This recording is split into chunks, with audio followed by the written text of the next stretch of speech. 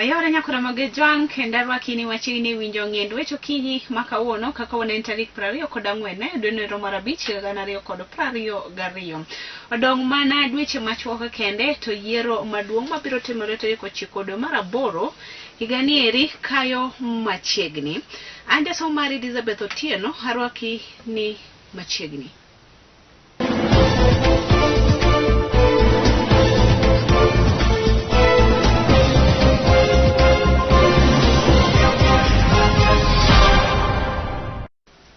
Jatend migao mar arita kwe e pacho kaendi migosi Fred Matiang'i ne oyango ni gintiere thuolo mar konyo duol mar IEBC kata duol nero mabende tayo yiero kod keyo e pacho kaendi e kinde gieki makoro yiero maduong' okayo machiegni. I had actually hoped that everything has been said. I didn't have to say anything to my colleague. You know, the hallmark of President Kenyatta's administration has been constant consultation, collaboration and cooperation with all players in our country, whether it's players in the economy, and that the President has espoused the philosophy that we are all stakeholders of our country. And our continued conversations, such as we are having with the private sector today, have been part and parcel of how we move forward. We've had a fantastic time with the private sector, and on my own behalf and on behalf of my colleagues in government, I would like to thank them very sincerely because we work together. We don't have the time to go back like we have done this morning, reflecting on how we work together with the private sector in the war against COVID, how we have worked together with them when we have had challenges of one kind or the other, and how we are going to work together to confront whatever challenges we have to deal with in the lead up to the general elections, including food prices, the cost of fuel, and so on, and moving goods and services across the country. So we are at a good place because of the decisions we have made and the counsel we have received from our colleagues in the private sector. Mine is to assure everyone, again, on behalf of the executive branch of government, that our country is secure and safe, and that we are ready to support the IEBC to conduct the general elections. That no one needs to worry about anything. I have asked this morning the sector colleagues to continue making their orders, to continue making their business plans, expanding their businesses, because our country is secure and our country is safe. We will have a peaceful elections. We have no evidence whatsoever from across the country because we are engaging on a daily basis. Sometimes we have come to a point of engaging almost on an hourly basis with the structures of administration and security across the country. We have no evidence at all that we are going to have any problem of any kind. We ask our brothers and sisters who are on the campaign trail, who are seeking leadership, to remember their citizenship responsibility and duty. This is our only home on earth. Let us not incite anyone, and let's be here. Kenya is here today. We have only been given a responsibility to run the affairs of the country now. Kenya will always be here. Today, tomorrow, and always. Let's make sure that we keep our country safe. And we are all ambassadors of peace. That's what we have spent time this morning talking about. Preach peace wherever you go, live peacefully with everyone, and ask people to exercise their democratic right peacefully and in a manner respectful of others' rights, so that we cross over this. The election is an event that will come and go. Our country must remain peaceful as we go forward. And now, more than ever before, and I said this because I was in this role in 2017. When you look at where we are today, by this time in 2017, we had more incidents than we have now. In fact, the Inspector General of Police and I, who have been here this morning, have just demonstrated to the private sector that when you look at the number of incidents that we are dealing with at this point compared to the number of incidents we were dealing with in 2017, we are at less than a quarter of the incidents that we were dealing with in 2017, which means our country has come of age. Our people are mature. Our democracy has grown. And now is the time to march forward boldly and confidently, go through this electoral system in a manner that demonstrates to everybody that we are a mature country, a mature economy, that preserves itself and looks at today, tomorrow, and always. And thank you so much, good people. Duol mato yiero kod kiewe pacho kaendi mano en IEBC odiochieng' manyoro ne orado kod joweko mabendo laptho gi jurni ne manyo kom nero mar jatend piny Kenya kochopo yiero maduong' mabiro. The registration status of the supporters who would have signed for you. So this, then we are here, and the team is here to assist you go through this and ensure that your signatures meet the requirement. And where there's a shortfall of signatures in numbers or reduction owing to dismissal of certain supporters, the Commission shall provide a reasonable time frame for top-up to be done, and subsequent verification shall also follow. If by the deadline of the time you have been given, you have not managed the signatures, then you will be disqualified from participating in the upcoming election. Upcoming activities, I'll mention a few. One, today's pre-nomination is a precursor to other electoral activities lined up in the election calendar. And among these activities is the one we are undertaking today, receipt of supporters' signatures with the photocopies of identification documents, that ID or passport.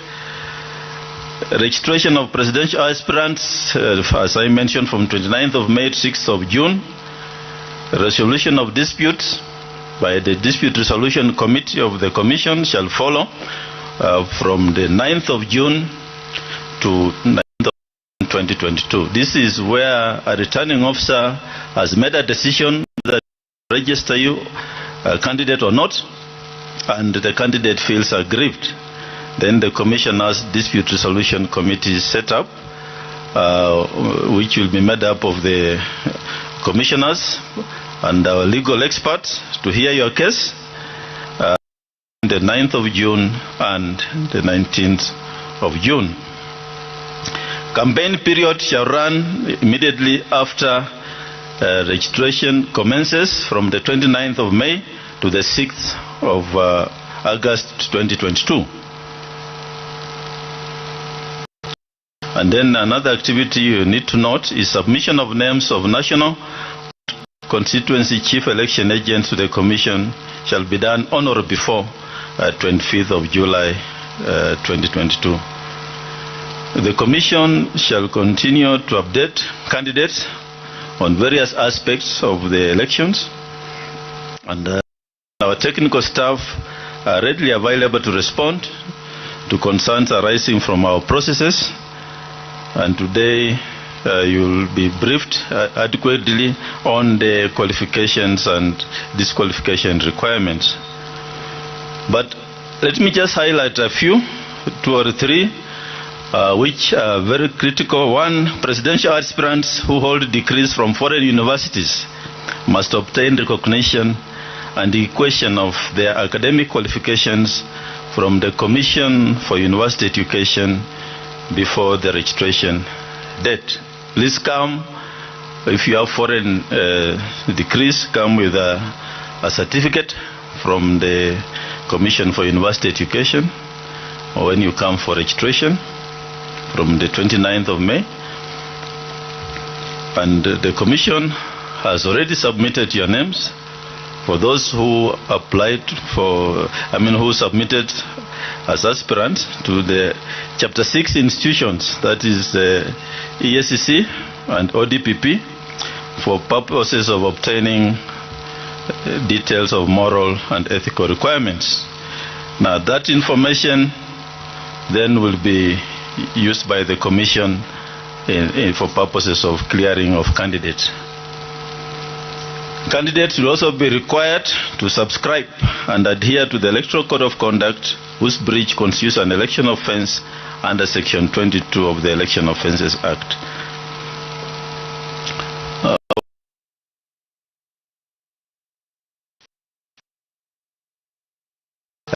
As I said, we have dates between 29th May to 6th of June. Scheduling will be done by our staff. You can pick a day which you're comfortable with, and when you come on that day, please bring with you your campaign schedules, which if you are cleared to run, then we shall, as a Commission, harmonize the campaign schedules, because we require them to harmonize so that there's no conflict in your campaign scheduled arrangements.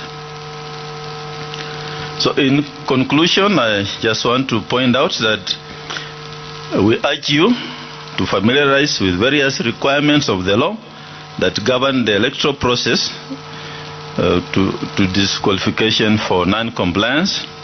The Commission runs an open-door policy and is readily available to offer any clarification sought by candidates.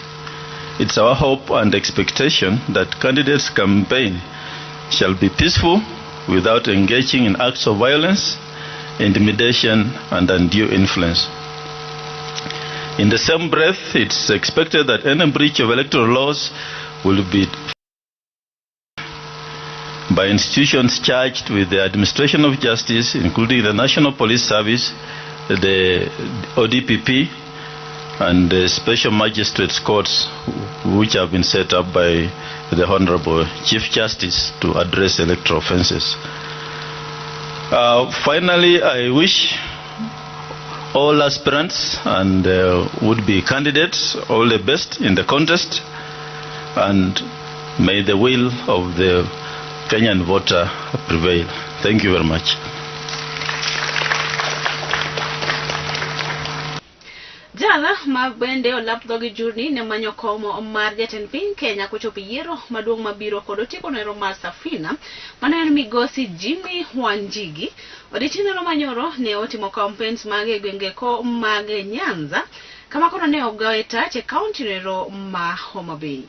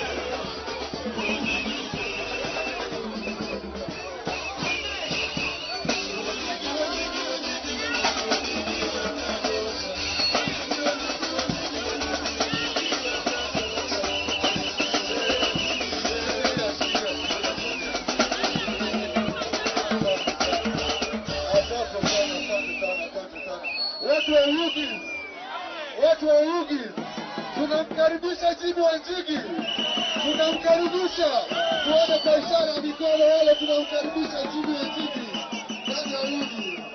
Haya, tutulie, tuweze kupata, tuweze kupata wimbo wa taifa. Haya, DJ.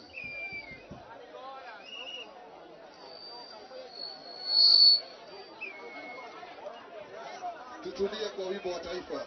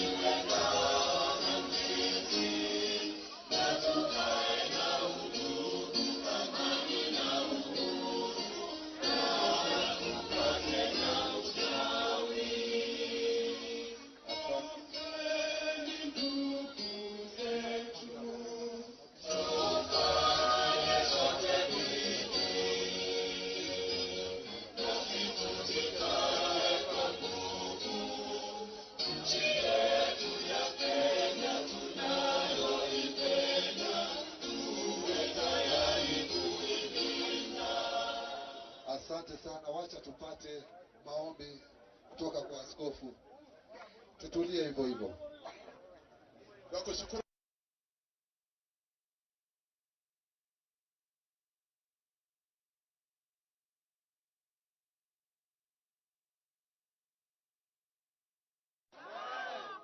Amosu karachuonyo ka. Oyugis ka. Endala. Woda lego.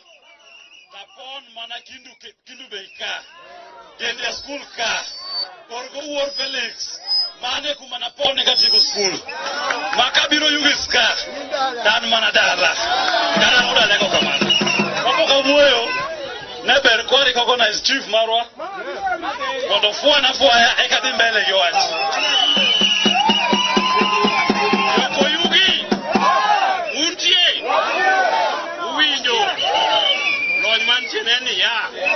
Kawendo biro. Miero wak makende. Banye. Waunge wany. Asto mogi. Wabedo gikune. Kapo kwa di yero. Kawatire yero. Sa yero. Nyaka bagi yero. Enwana kwekele. Ero kamano. Chumka. Gimadwa konu jopurwa. Ni pinye rach. Pinye kwar. Tobe waikore. Igni abich mokadogi. Igni apar mokadogi. Jopurwa se tandore. Kech ngenye piny. Monto kanyuol. Jopuonjo gi tich. Boda isando. Gi police. Gi county. Gi chal magimo gin dhano. To boda ben mana dhano. Mama mboga mauze chiro ka. Ben mana dhano. Koro kochopo sani. Wapenjore niya. Piny ni bikure. Yawuoyi wuok kamanyo pap. Baba maudo bondo. Owuok manyo pap. Odhi manyo mana ng'ato kendo kucho miluongo ni Martha. Miluongo ni Martha Karua. Then bende bwana moro mawuok e Gotcha. Odhi manyo mana bwana moro bende kata mana iluongo ni Dio. To koro an bende wuon pala. Wuon not.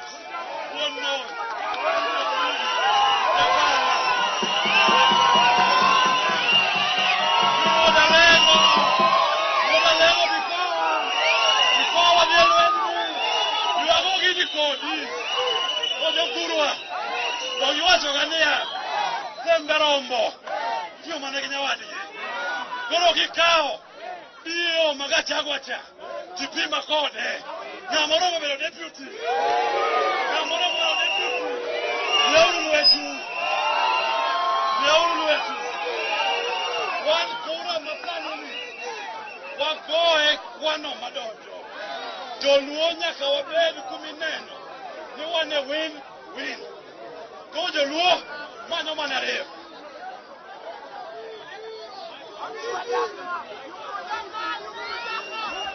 Uwinja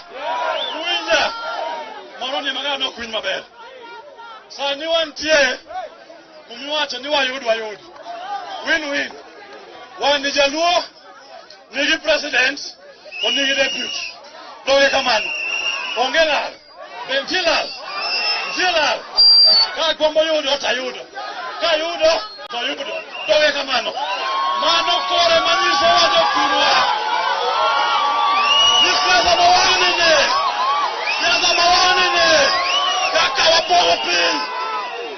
wapogo piny en margero ganda en margero yudhe en margero mine en margero jodongo nyaka wachop kuma jothurwa kuma ojande kuma mine dak e ngima maber kawacho kisungu matin mondo jogi owinji. We are going into a new political dispensation. A dispensation about ideas to transform the lives and the dignity of our people. The last 10 years have been 10 years of pain. The last 10 years have been 10 years of economic despondency. The last 10 years have been 10 years of failed medical system. The last 10 years have been 10 years of harassment of our youth. 10 years of harassment of border. 10 years of harassment of the women market. Mina Bedo, Ose Pagore. Koro, we are asking the people of Kenya, if the last 10 years have been good for you, vote for them. If the last 10 years have been bad, vote for us. we start a fresh journey. A journey that involves all the young people, all the women. Brings fresh ideas in our government. Brings the vigor of youth. Kawadie muma. Muma wachoni ya. Kane koro choponi Yesu dok. No we wakilambi nyasaye. Wachoni ya. Duwacho timre nade. Kaka timre polo. Watimre pinjka. E polo jio dake dak maber. Dak maonge kech. Mane dak madwaro ka. Dak mangalo nigi pesa. Dak mangato dak. Konyako chiem. At least chiem angwen. Odiochieng. Dak manyathi dhi school. Dak madi graduate. You don't teach. Mariore. Gigimo somo. Mano e gima wano wacho kaka Josefina. To mano e gima tieko. Kawacho niya. Kane Musa okao joge ogolo Egypt to Israel dhi Canaan to gichope nam makwar nam makwar ka gionge meli ne gionge meli to kama gichope no Fero bendo atadwa joka mondo duogi to mbete kanya kaduga maki Fero laogi to Musa penjo Nyasaye joka biro jogi dhitieko watim nade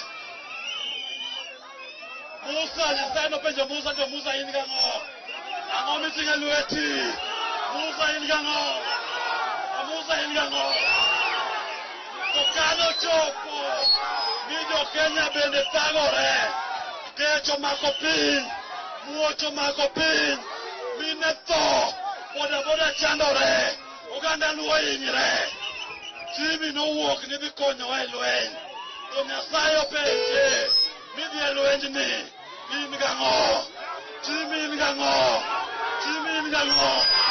owacho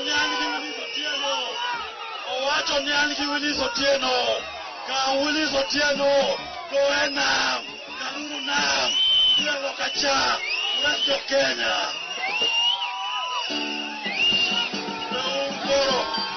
en morna maduong Karuako His Excellency the 5th President of the Republic of Kenya Jimmy Richard Wanjigi.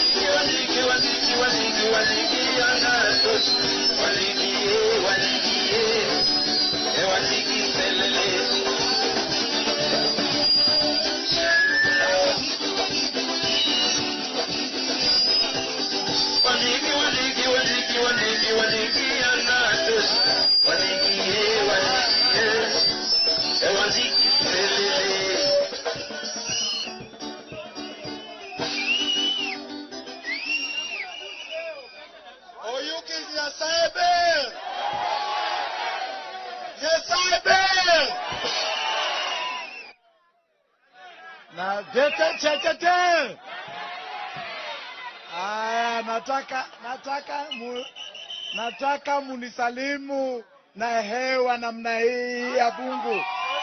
Ya Mungu kabisa. Asante sana, asanteni sana. Nina furaha sana kufika Oyugis. Tulikuwa huku Siaya kwa Willy Salego. Nikasema ni lazima nipitie hapa Oyugis. Nisalimu watu wa Hama Homa Bay. Mumeshika salamu zangu. Tukija tuliambia huku hapana kuzuri. Ati huku ni babaya. Ukifika huku ni mawe. Sasa mawe iko wapi? Mawe iko wapi? Tuliambia huku kuna mawe, nikasema watu wa Homa Bay ni watu wangu. Na mimi ni wao. Siwezi kuwaogopa. Nimefika, asanteni sana kwa kunishika namna hii. Unaona historia inatengenezwa namna hii, na watu wachache ndio wanatengeneza historia, na mshika vizuri. Mimi mliniona nikipigwa kwa ajili ya nyinyi, kweli ama si kweli? Kweli ama si kweli? Nilivamiwa kwa nyumba yangu na Mkikuyu wangu wa Mount Kenya, lakini niliokolewa na watu wa Ziwa Victoria. Mujipigie makofi. Huyu Willis ambao nimemchagua kama running mate wangu alikaa kwa nyuma yangu siku 3.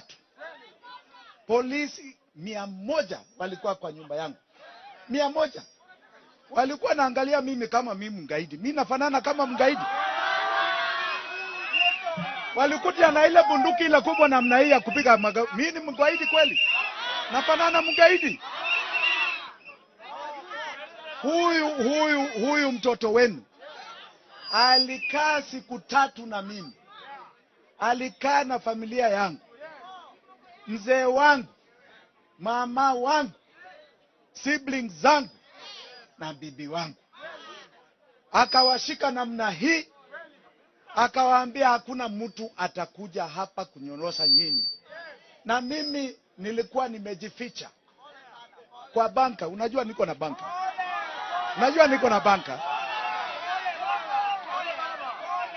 Na huyu kijana wenu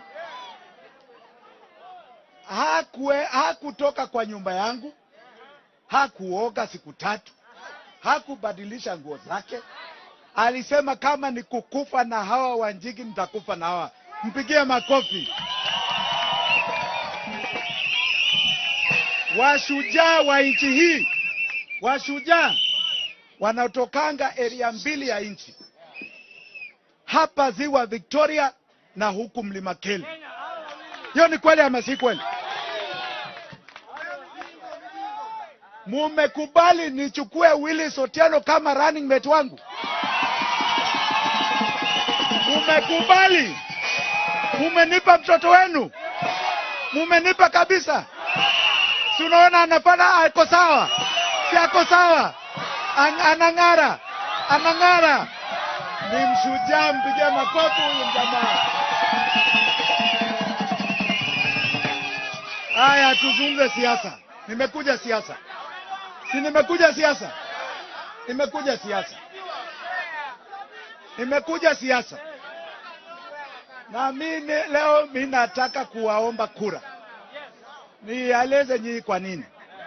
Nizungumze.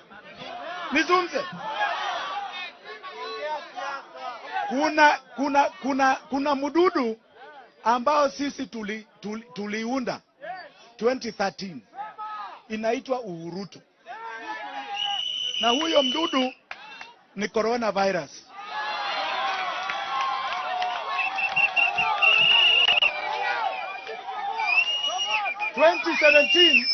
Huyo mdudu akajiita COVID-19. Ni ile, si ndio? Si ni ile. Sasa mguu mmoja inaelekea namna hii, inajiita Kenya Kwanza sijui UDA. Si ni ile mdudu? Ile mdudu coronavirus ikawa COVID-19. Sasa huyo mdudu ni Omicron. Tuko pamoja? Alafu kuna ingine ya baba wetu.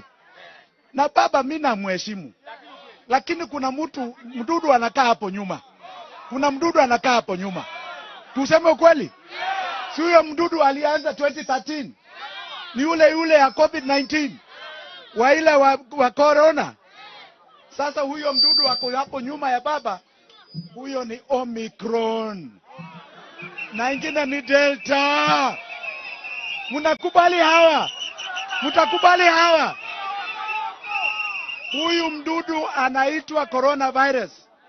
Inaumiza wananchi. Kweli ama si kweli? Imetuumiza miaka hii 9 ama haijatumiza? Imetuumiza. Muko na uchungu hapa ama hamuna uchungu? Labda nyinyi muko na afya mzuri na hii muko nayo. Huyo mdudu anaitwa coronavirus, amejiita COVID-19, anajiita Omicron, anajiita Delta. Mukiona ikipita hapa mwambie bye bye. Bye bye. Bye bye. Tumechokeshwa na hawa. Maisha yamekuwa mabaya sana, kweli ama si kweli? Huko Mlima Kenya, hata huyu mdudu anakaa nyuma ya mzee, tumemkataa kabisa huku. Tumemkataa. Naona mko na Mkikuyu hapa nasema neguo. Huku tumemkataa kabisa. Anataka mshike vizuri. Kama sisi tumemkataa, nyinyi mnamshika kwa nini? Nyinyi mnamshika kwa nini? Mkimwona hapa mwambie bye bye. Bye bye. Bye bye. Hii nchi sasa iko kwa hali mahututi. Tumeona siasa mbaya, maisha mbaya. Kweli ama si kweli? Kuna manyumba hapa ambao wako na pesa siku hizi. Mko na pesa. Lakini mnang'ara namna hii. Mnang'ara kabisa nyinyi. Hapana. Hapana.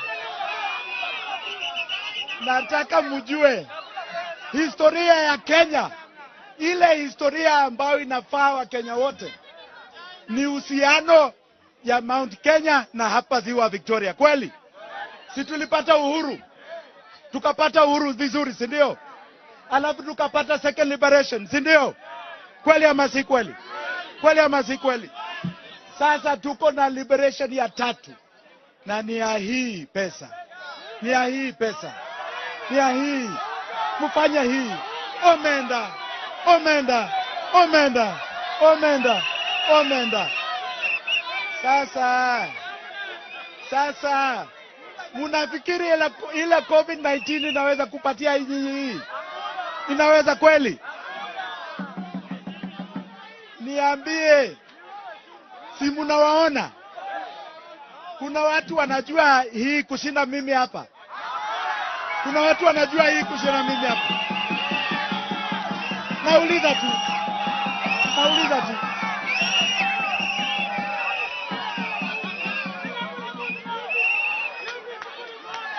Na kuna watu wanajua pawa kushinda sisi hapa. Kuna watu wanajua pawa.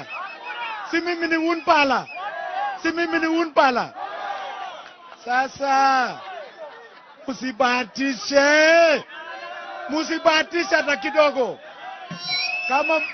Kama mumependezwa na maisha yenu vile ilivyo, wale wajamaa wako pale, wachague hawa ndio muendelee namna hii. Lakini kama mnataka hii, omenda. Omenda. Omenda. Yuko hapa mbele yenu. Yuko hapa.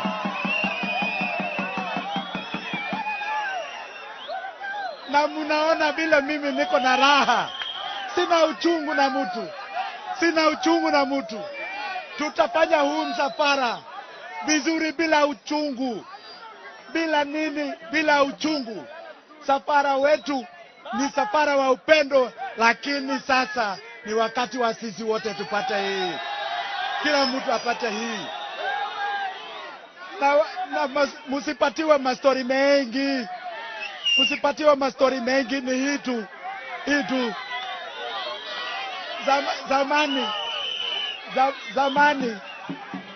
Zamani tulikuwa naambiwa huku Mount Kenya ati watu wa Ziwa Victoria wakilala hata mchana, chakula iko kwa Ziwa Victoria, wanaenda tu wanakula. Hawataki hii. Hawataki omenda. Hawataki omenda. Hawataki omenda. Chakula imejaa kwa leka, hamtaki omenda. Basi washujaa ya hii mnawajua, si ndio? Si mnawajua? Mnabahatisha nini basi? Nini mnabahatisha? Musidanganywe na watu. Mkiona coronavirus, bye bye. Mkiona Jimmy na Willis, huku ndio hii. Nitarudi tena. Asanteni sana. Nataka mjiombee. Nitarudi kwa roho safi. Nawapenda bure, nawapenda bure. Asanteni sana, Mungu awabariki. Kama chalo bende oganda mag wanubi mabende ne odonjo Kenya kaendi higni 100 mokalo. Odiochieng' manyoro ne oyango ni piny owacho kokalo kuom jatend migawo mar arita kwe ma iye pacho kaendi migawo Fred Matiang'i ne omiyogi kode mar 50 kaka oganda geko mag jo Kenya. To kata kamano jogo eko bende kotelnegi kod migosi Shafi Hussein ne oyango ni giluoto ni mar kendo eko mabende ne gintiere kode ne wantiere telo noero mar barwa bare ne omigi kod mar 43. To kata kamano kata bang'e ne oduogo owit kod noero oko. The ED Nubian Rights Forum. We are today giving out this press statement on one. Honorable Matiang'i, the CS, has given the Nubian code number 50 for the Kenya Nubian community. But number 2, the same code he gave us, we've been given during the Musumkati government by Oparanya, who was in that docket.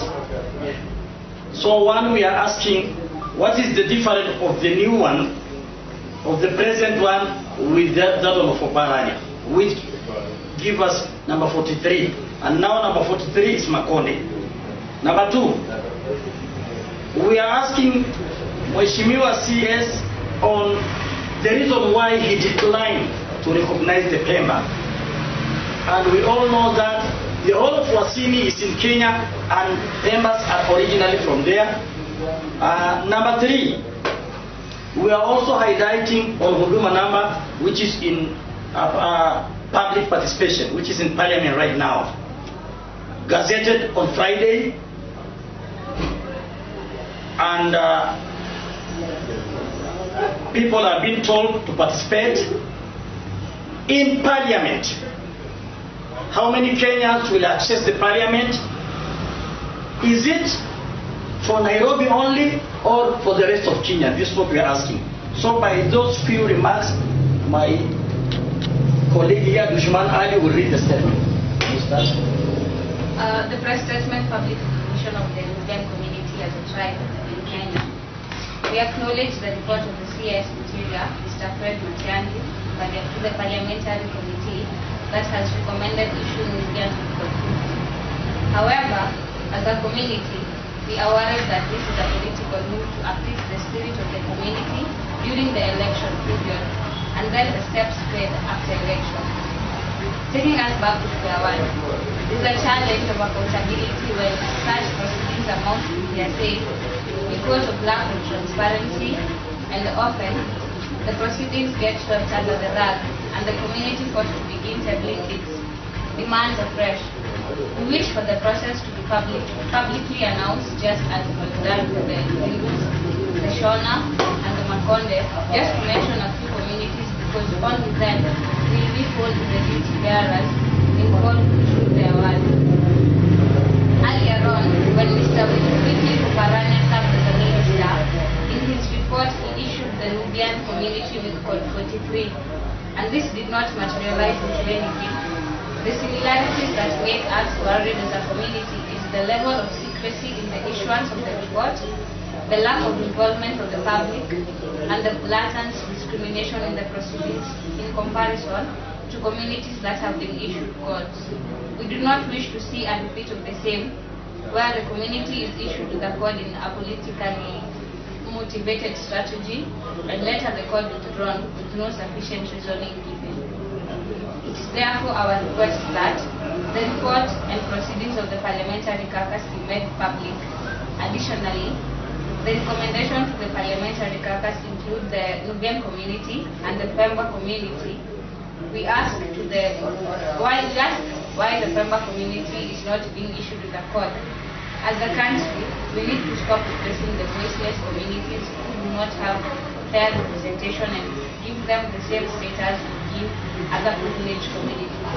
On that note, we continue to call for recognition of the Pemba community in the report and ask that they be issued with a code.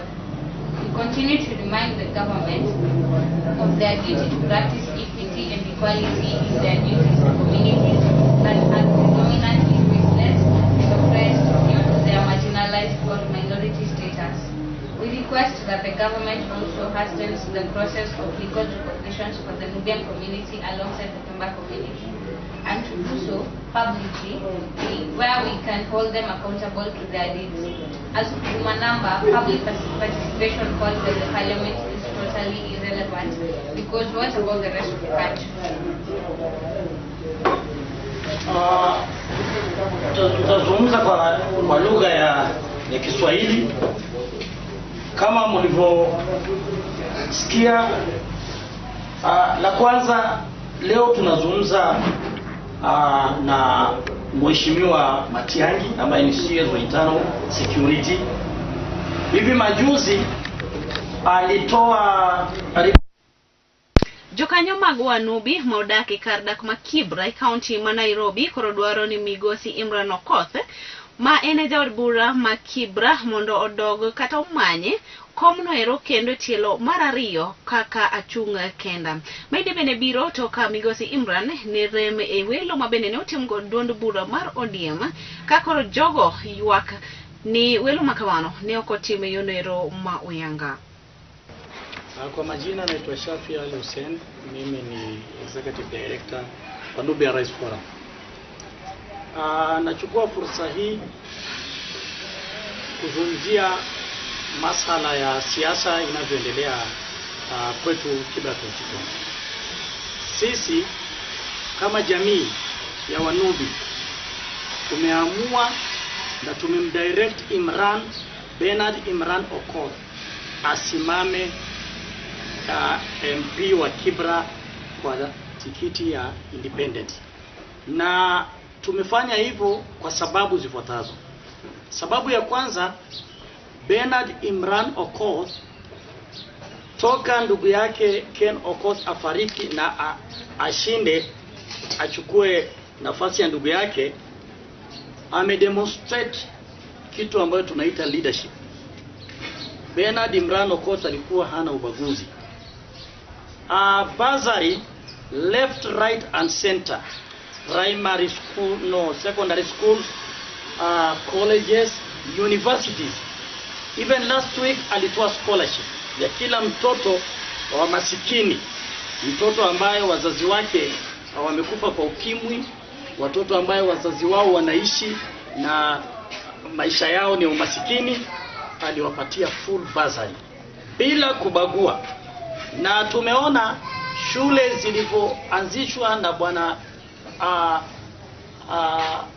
na ndugu yake wa kwanza aliyefariki, zote amemaliza. Leo hii talking Jamhuri High School inafunguliwa rasmi, amemaliza yeye.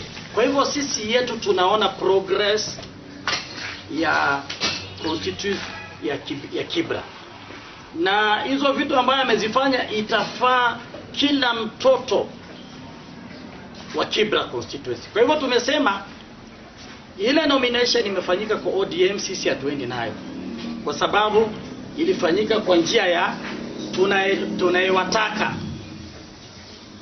whom we want. So Imran Okoth amewekwa nje. Ile nomination was not fair. Those guys are program hiyo gadget yao. So Mwalimu Oraro, I'm sorry to say, but it is the right, si mkazi wa Kibra atakujaje kuwa MP wa Kibra.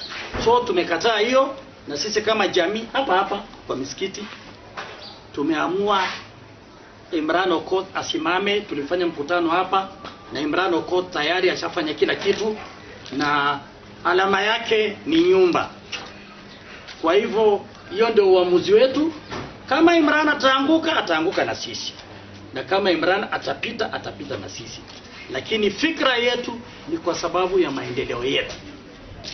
Hapo awali Oraro alikuwa chairman wa CDF. Pesa iliibiwa left, right and center. There's no tangible evidence on the ground wakati wa Orero ya kuonesha hiyo ilifanyika wakati alipokuwa chairman wa CDF. Leo Orero kupatiwa kiti kwa njia ya shortcut ndio itasaidia, haitasaidia. So tumeamua as a community we are dealing with Imran. And why do you guys think that ODM nomination was not free and fair? It was very much unfair. We were there, tuliona na macho yetu. Lindi imewekwa mtu ambayo yuko so close ndani ya ODM, lakini si mpenzi wa wakazi wa Lindi. Sarangombe, you cannot speak of that, because if you speak, you are wasting your energy and time, because numbers, they have it. It was Lawi, but they want Mila. They are trying to face, there's a problem in Sarangombe up to date. Makina ndio pekee mwenye amewekwa mtamuunga mkono, Madam Rosemary Masinza. This woman, yeye ni MCA kwa ODM, saini nominated, na yeye anapenda watu na hana ubaguzi, and she has number, watu wanampenda. Hiyo pekee, hizo zingine zote chosen or selected few.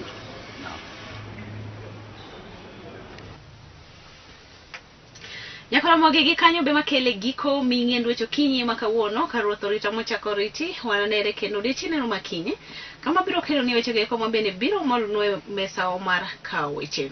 Nanja mar Elizabeth Otieno kete mana kaendi bedo kod odiochieng' makare warado odiochieng' makinyi.